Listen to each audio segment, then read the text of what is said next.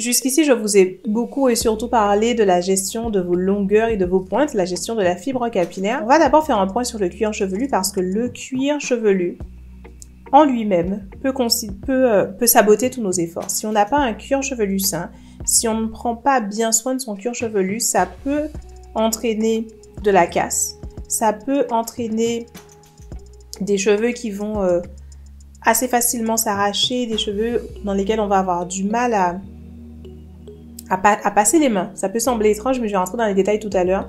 Un cuir chevelu mal traité, mal géré, peut vraiment derrière causer des dégâts sur vos cheveux. Si vous avez énormément de pellicule, par exemple, vous allez vous retrouver à non seulement potentiellement arracher des cheveux depuis la racine, mais aussi ça va provoquer de la casse parce que concrètement, les particules de pellicule dans les cheveux crépus peuvent rester coincées dans les cheveux, provoquer des nœuds et provoquer de la casse. On a également, il y a différents types de pellicules. Donc vous pouvez peut-être m'entendre parler de pellicules et vous dire que peut-être ça ne vous concerne pas, mais il y a des pellicules sèches, il y a les desquamations, il y a les pellicules grasses, l'accumulation de sébum, de gras au niveau du cuir chevelu qui crée comme une espèce de pâte au niveau du cuir chevelu, alors qui est rarement vraiment pâteuse. Il peut avoir différentes textures, ça varie beaucoup de personne en personne, mais en tout cas, produire des excès de peau, excès de gras, peu importe, en tout cas des excès qui s'accumulent au niveau du cuir chevelu, ça peut être un très gros problème sur le long terme pour le reste de la chevelure. C'est vraiment une des raisons de traiter ça. Et la deuxième raison également de commencer par le cuir chevelu, commencer par un cuir chevelu sain, c'est que au niveau de la peau du cuir chevelu, notre cuir chevelu c'est de la peau, si cette peau n'est pas saine, le poil, c'est-à-dire donc le cheveu qui va en sortir, sera lui aussi, parler d'océan pas sain pour un cheveu c'est particulier, mais en tout cas ce sera compromis. C'est-à-dire que les cheveux qui vont être produits dans un cuir chevelu qui est pas sain sont des cheveux qui pourront être eux-mêmes affinés d'emblée, d'entrée de jeu. Ce sont vraiment des cheveux affinés. Ça pourra être des cheveux avec un cortex qui est moins épais, moins riche, moins dense, qui vraiment part avec un déficit. L'autre élément, c'est que si la peau de votre cuir chevelu, enfin si le cuir chevelu n'est pas sain, ça va vous paraître étrange, mais c'est bien réel, de nouveaux cheveux peuvent avoir du mal à sortir de votre cuir chevelu. Donc vous allez pouvoir vous retrouver avec des cheveux qui poussent plus lentement que ce qu'ils ne devraient ou que ce qu'ils ne pourraient, juste parce que votre cuir chevelu n'est pas sain. Et enfin, le troisième élément consiste à avoir un cuir chevelu qui, dans sa constitution, vous savez c'est de l'épiderme, donc dans sa constitution, soit riche, bien nourri, de façon à ce que il soit capable de nourrir le cheveu, de nourrir le bulbe plutôt, et de faire que du coup ce qui est produit comme cheveux est de grande qualité. Je récapitule à nouveau. D'abord, il nous faut un cuir chevelu sur lequel on ne trouve aucun résidu. Dans l'idéal, qu'il n'y ait jamais d'accumulation de quoi que ce soit comme résidu sur le cuir chevelu. Que vous appeliez ça desquamation, pellicule ou autre. En deux, on veut une peau du cuir chevelu qui soit souple et bien molle pour permettre que le cheveu puisse sortir. Sinon, c'est comme dans du béton, il y a quelque chose qui coince. Et en troisième, on veut un épiderme bien nourri et bien riche. Et la grande question, c'est comment est-ce qu'on va faire ça? Comment est-ce qu'on s'assure qu'on a un cuir chevelu sain, c'est-à-dire donc un terreau sain pour que chaque millimètre de nouveaux cheveux qui poussent soit déjà d'emblée dans les meilleures conditions possibles. C'est ce qu'on va voir dans cette vidéo. La première étape pour se construire un cuir chevelu très sain, ça va vous paraître étrange, mais c'est la gestion des émotions. Bien gérer ses émotions, bien gérer son stress, ça permet de faire d'une pierre deux coups avec le point 1 et le point 2, c'est-à-dire avec le fait d'éviter trop les accumulations de choses sur le cuir chevelu et d'avoir un cuir chevelu souple. Au fil de la pratique de mon métier, au fil des années, c'est quelque chose que j'ai pu constater. Plus on est stressé, plus on garde d'émotions à l'intérieur de soi, plus la peau du cuir chevelu devient ferme. Le cuir chevelu peut devenir dur comme de la pierre. La première chose donc que je veux que vous vérifiez chacune d'entre vous, depuis devant votre ordinateur, il faut que vous vérifiez que votre cuir chevelu bouge. Alors, un moyen de le vérifier, c'est de faire ça. Vous voyez bouger mon cuir chevelu? C'est censé bouger, en fait. Si vous n'avez pas les longueurs pour tirer dessus, le moyen le plus simple, c'est aussi de poser les doigts sur le cuir chevelu, comme j'ai fait là, et de le faire se déplacer. Et vous voyez là encore, mes mains ne sont pas en train de bouger. Je ne suis pas en train de frotter mon cuir chevelu. Je cale mes mains et je fais bouger. Et dans l'idéal, on doit avoir énormément de mouvements. Vous voyez comme ce que j'ai là. Si vous n'y êtes pas, la première chose que je vais vous demander de faire, c'est de masser votre cuir chevelu. De la même façon que quelqu'un qui a les épaules bloquées par un choc émotionnel ou quoi que ce soit, ce qu'on recommande, c'est des massages souvent. Donc la première chose que vous devez faire, c'est donc masser votre cuir chevelu, exactement comme vous m'avez vu faire, en posant les mains sur le cuir chevelu et en faisant bouger du maximum que vous pouvez par rapport à la mobilité que vous avez. Vous allez faire bouger votre cuir chevelu un peu partout. Donc là, je vous ai montré devant, mais l'idéal, c'est de le faire à peu près en 3 fois. Donc, le sommet, l'avant de la tête, puis ensuite le milieu arrière, même processus. Et au niveau de la nuque, même processus. Ça doit se déplacer. Ça vous permettra d'avoir des cheveux qui se cassent beaucoup moins, qui sont beaucoup plus souples, beaucoup plus fluides. Vous savez, c'est problématique d'avoir des cheveux de plusieurs longueurs différentes. Souvent, c'est causé par un cuir chevelu qui manque énormément de souplesse. Si le cuir chevelu est dur, au moindre à-coup, le cheveu se casse. La deuxième chose que vous allez devoir faire, c'est apprendre à exprimer vos émotions. Pourquoi on parle d'expression de ses émotions? Ben écoutez, on va devoir, à cause du cuir chevelu. J'ai 2 éléments à vous recommander ici dans la gestion de vos émotions. La première, c'est d'avoir une pratique pour vous-même à chaque fois que vous sentez quelque chose de flou. Ce que j'appelle quelque chose de flou, c'est quand vous vous dites « je me sens pas très bien » ou « c'était pas une bonne journée » ou « non, c'est la merde en ce moment » ou « ah non, j'ai trop de choses à faire là, j'ai beaucoup de choses à faire, j'ai trop... » Dès que vous exprimez ce genre de choses, ce que je dis peut sembler clair. Ça semble clair parce qu'on a tous l'habitude de ne pas gérer correctement nos émotions. Parce qu'en réalité, c'est pas clair du tout. Vous êtes simplement en train de donner à votre corps et votre cerveau le message stress, angoisse, danger. Vous savez, les animaux, les êtres humains sont des animaux. On va partir de ce principe pour travailler sur ça. On est des animaux encore très primitifs en fait. Le cerveau humain est exactement le même qu'il était au début de l'humanité. Le premier homme avait quasi exactement le même cerveau que nous aujourd'hui.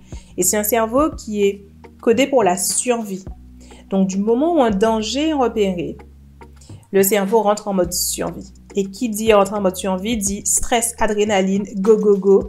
Et ça, en fait, c'est pas très bon pour le corps. En tout cas, pas à outrance. C'est un super mécanisme de survie quand on en a vraiment besoin. Le reste du temps, quand on vit juste sa vie quotidienne, on n'a pas vraiment... On en abuse, en fait. Donc, l'habitude que je voudrais que vous preniez, c'est celle-ci. Quand une alerte s'enclenche dans votre cerveau, je veux que vous preniez de temps en temps, au moins juste une fois par jour, le temps d'aller au bout de ces pensées-là. L'idéal serait 2 fois par jour. Le matin au réveil, c'est quoi? Qu'est-ce qui me dérange? Qu'est-ce que j'ai à faire? C'est quoi toutes ces choses qui bourdonnent? Quitte à les écrire, mais si vous n'avez pas envie de les écrire, vous pouvez juste les énumérer dans votre tête. Et pas juste les énumérer, mais en dire le plus possible. Et vous pouvez faire ça aussi le soir. Parce qu'en général, dans la journée, pareil, on accumule des fruits pourris sur son plateau. En fonction de tout ce que les gens nous ont dit, les emails qu'on a lus, les choses qu'on a reçues, je sais pas moi, l'école des enfants appelés, etc. Et hop, on passe la journée à remplir également son plateau de merde. C'est bien aussi de vider à la fin de la journée. Qu'est-ce que j'ai réellement à faire? Qu'est-ce qui est réellement un problème? Ouvrez tous les dossiers, vraiment prenez chaque fruit pourri et dire ça, non, pas ça. Ah oui, c'est vrai que c'est en cours, mais c'est en cours, je sais que c'est en cours. J'informe mon cerveau. Soulagement. Matin et soir, c'est l'idéal. L'autre chose que j'aimerais que vous fassiez pour gérer votre stress, c'est de trouver un exutoire. Même quand on fait ce travail d'enlever les fruits pourris de son plateau au fil du temps, il y a quand même un besoin humain, physique, physiologique de sortir, d'exprimer un surplus émotionnel. En l'occurrence, on l'appellerait peut-être pas émotionnel, on l'appellerait sensoriel. On vit beaucoup de choses dans une journée et il se passe beaucoup de choses dans notre corps et il y a des fois où il faut que ça sorte. Il faut que vous ayez un exutoire. Le sport, évidemment, c'est le meilleur exutoire parce que, tant qu'à faire, on se met en meilleure santé. Mais ça peut vraiment être aussi con que je sais pas, faire la vaisselle en éteignant la télé, en n'écoutant personne, avec la musique sur les oreilles. Il faut ce moment où vous pouvez redescendre. Et tout ce que ça demanderait, c'est de le faire en étant concentré dessus pour que ça serve d'exutoire. On a vraiment besoin d'exutoire.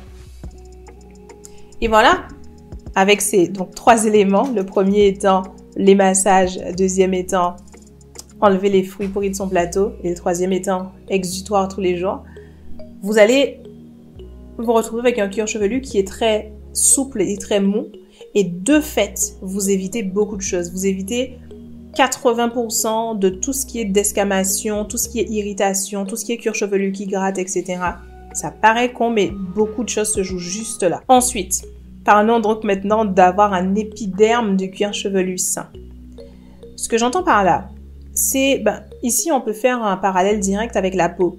Quand vous traitez bien votre peau, la peau du visage je veux dire, c'est assez flagrant qu'une peau bien nourrie, bien soignée, une peau du visage, elle va être bien rebondie, elle va avoir l'air plus jeune, elle va avoir l'air plus éclatante, du coup il va y avoir moins de marques, moins de bicoloration, moins de points noirs, moins de boutons, etc., etc. Pour le cuir chevelu, c'est moins visible, forcément, parce qu'on a les cheveux qui cachent, mais c'est exactement pareil. Et c'est d'autant plus important que sous la peau du cuir chevelu, il y a les bulbes, il y a tous nos bulbes capillaires, et il y a tout ce qui va permettre que le cheveu reçoive les nutriments qui ont été envoyés à cet endroit. Parce que notre corps gère chaque jour des vitamines. Le su en plus, qui n'est pas utilisé pour notre su en vie, va aux ongles, aux cheveux et à la peau. Et dans le cas du cuir chevelu, il ne suffit pas que les vitamines soient envoyées au niveau du cuir chevelu pour derrière être données aux bulbes et aux cheveux. Il faut que l'environnement soit suffisamment sain pour que les vitamines qui sont là soient utilisées, soient exploitées. Et ça se joue dans un épiderme sain. En passant, en traitant son cuir chevelu correctement, on peut même y rajouter des nutriments qui vont servir aussi à produire du cheveu en extrêmement bonne santé. Dans la gestion d'un cuir chevelu sain, vous serez surprise de la simplicité des choses, je crois, parce que je n'attends de vous que 2 choses pour produire un épiderme du cuir chevelu extrêmement sain. La première chose, c'est de faire des bains d'huile. Et plus spécifiquement, quand vous faites votre bain d'huile, que vous appliquiez de l'huile méthodiquement sur le cuir chevelu et que vous massiez bien l'huile sur votre cuir chevelu de façon à ce qu'il y en ait bien partout. Très simple, on fait déjà des bains d'huile de toute façon. Là, c'est juste faire attention à bien en mettre sur le cuir chevelu et bien masser. Et là, en l'occurrence, je ne parle pas de masser en faisant bouger. Là, par contre, je parle de frotter, puisque vous voulez étaler l'huile. Donc là, vous allez vraiment frotter comme ça quand vous allez mettre de l'huile sur votre cuir chevelu. Vos doigts doivent faire circuler, faire passer l'huile partout. Extrêmement important. Et la deuxième chose que je vous demande de faire pour un épiderme du cuir chevelu sain, c'est de rincer toujours très abondamment vos cheveux. Le cuir chevelu, contrairement au visage, tolère très peu tout ce qui va être crème, huile ou quoi que ce soit qui reste posé dessus. Finalement, sur la peau, ça ne fonctionne que parce qu'on n'a pas de poils qui recouvrent notre visage. Si on en avait, essayer de rajouter en plus des crèmes et des choses sur la peau, ce serait trop étouffant. Et c'est là que ça provoque aussi des réactions, des pellicules, des desquamations, des irritations, etc. Donc, le seul moment où on met des choses sur le cuir chevelu, c'est au moment où on le nourrit, donc le bain d'huile. Au moment où on le lave, le shampoing. Mais tout ce qu'on met sur le cuir chevelu doit être enlevé assez rapidement. Donc, on met un bain d'huile, on le laisse poser, on peut le laisser poser 1 heure, 2 heures ou toute une nuit, mais à un moment donné, on l'enlève. On ne peut pas laisser notre cuir chevelu avec des choses dessus sans que ça cause des dégâts. Donc, le rinçage abondant, vraiment en mettant le pommeau de douche au niveau du cuir chevelu et en utilisant nos doigts pour masser, pour être sûr que tout ce qu'on a mis est bien rincé, qu'il ne reste rien à la surface du cuir chevelu. C'est fondamental. Et quand vous faites toutes ces choses, quand vous prenez soin de votre cuir chevelu, tout notre travail ensuite, tout ce qu'on va faire pour derrière avoir une fibre capillaire extrêmement saine, va être facilité. Entièrement facilité et les résultats vont arriver plus vite parce que on n'a plus ces sabotants. Parce que finalement, le cuir chevelu, c'est ça. Il peut être notre allié ou il peut nous saboter. Et malheureusement, beaucoup trop souvent, on a un cuir chevelu qui sabote. Je compte sur vous et maintenant, on est vraiment prête à travailler sur le reste.